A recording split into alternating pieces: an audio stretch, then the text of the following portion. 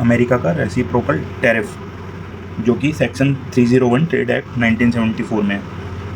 सबसे पहले आपको ये समझना पड़ेगा कि टैरिफ क्या होता है। टैरिफ का मतलब है कि किसी दूसरे देश से आने वाले सामान पर लगाया गया सीमा शुल्क, जो इम्पोर्ट ड्यूटी होती है। तो सरकार ऐसा इसलिए करती है ताकि अपने उद्योगों की क्या कर सके, रक्षा कर सके, विदेशी सामान महंगे हो जाएं, घरेलू उद्योगों को बढ़ावा मिले और सरकार को राजस्व प्राप्त हो। अब इसमें एक आया है रेसिप्रोकल टैरिफ। तो रेसिप्रोकल टैरिफ क्या होता है कि जैसा तुम वैसा हम, यानी कि अगर भारत अमेरिका के किसी उत्पाद पर 10% शुल्क लगाता है और अमेरिका भी भारत के उसी प्रकार के उत्पाद पर 10% शुल्क लगा दे, तो उसको रेसिप्रोकल टैरिफ बोलते हैं। तो इसे जो है प्रतिशोधात्मक और समान शुल्क भी कहा जाता है।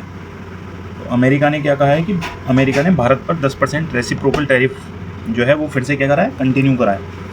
और जो ये देश हैं बांग्लादेश, वियतनाम, कंबोडिया और मलेशिया, इन पर उसने और अधिक टैक्स लगाया है।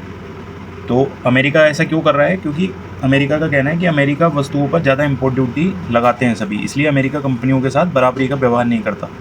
तो अपने उद्योगों को अत्यधिक सब्सिडी देते हैं, इंटेलेक्चुअल प्रॉपर्टी राइट्स का उल्लंघन करते हैं, करेंसी मैनिपुलेशन करते हैं, इसलिए अमेरिका अपने उद्योगों की रक्षा के लिए रेसिप्रोकल टैरिफ लगाता है।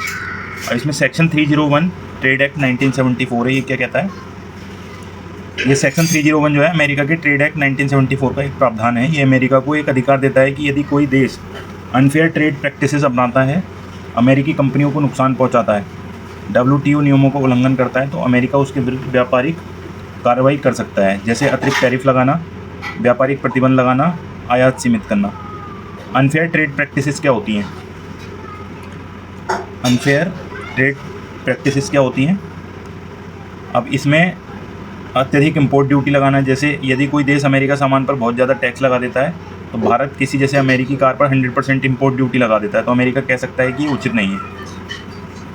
करेंसी मैनिपुलेशन, यदि कोई देश जानबूझकर अपनी मुद्रा को कमज़ोर रखे ताकि उसके एक्सपोर्ट सस्ते हो जाएं, इससे विश्व बाजार में उसे अनुचित लाभ मिलता है। फिर है इंटेलेक्चुअल प्रॉपर्टी राइट। ये क्या है? यदि कोई देश पेटेंट, कॉपीराइट और ट्रेडमार्क का उल्लंघन करता है, जैसे किसी अमेरिकी दवा का बिना अनुमति के निर्माण करना। एक्सेसिव सब्सिडी, ठीक है एक्सेसिव सब्सिडी।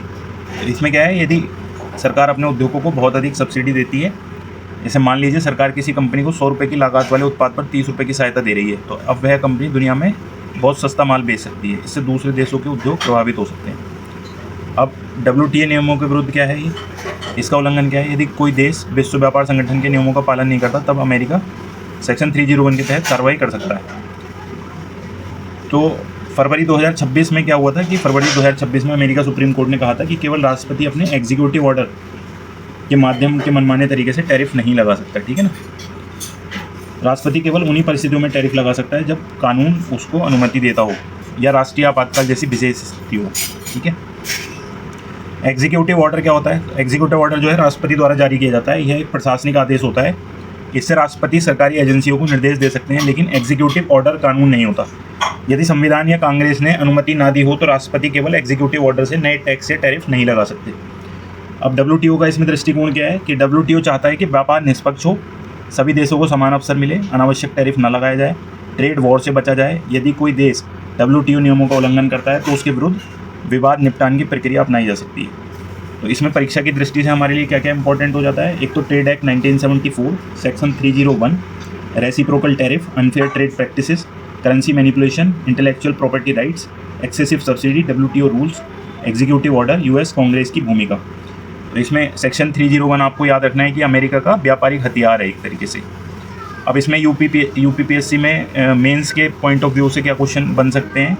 जैसे रेसिप्रोकल टैरिफ पूछ सकता है आपको उदाहरण सहित, अमेरिका का ट्रेड एक्ट पूछ सकता है 1974, और उसमें पूछ सकता है सेक्शन 301 क्या है, अनफेयर ट्रेड प्रैक्टिसेस क्या होती है, करेंसी मैनिपुलेशन क्या होती है, एक्सेसिव सब्सिडी और WTO के बीच क्या संबंध है, एग्जीक्यूटिव ऑर्डर और US कांग्रेस की शक्तियों में क्या अंतर है।